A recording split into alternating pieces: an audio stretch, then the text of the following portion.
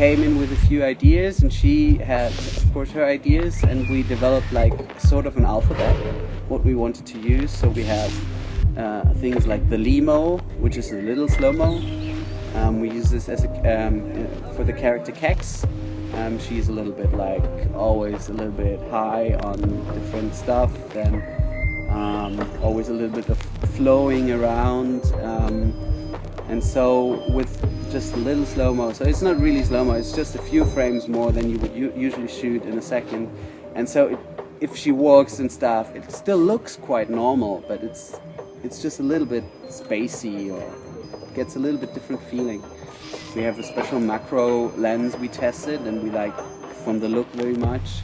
And also for Kex, because we're now shooting the Kex block, and where Kex the character is the most we shoot, we have this macro shoots where it's also like her inner vision of the world, so it's like very blurry images which go into focus very shortly but then blur again, and it's also flowing around. So it's very close shots of stuff to get her inner vision and her perception of the world on the screen.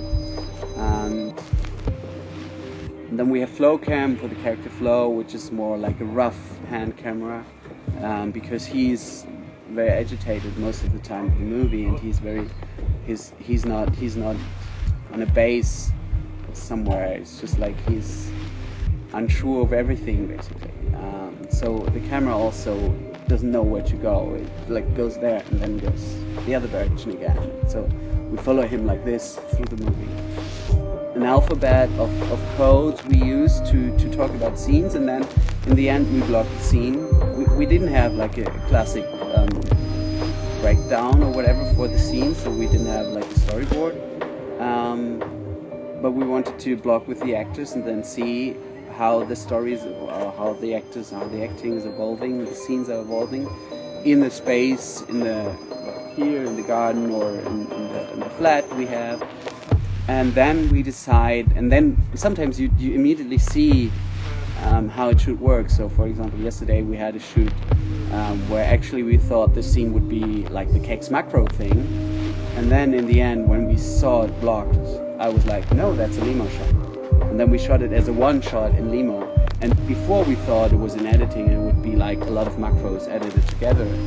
And in the end it was a one shot, like 2 minutes, like following her, like going in front of her through the room and back and forth. So it just like this works on set, and so we have our own language and we communicate with that about the movie.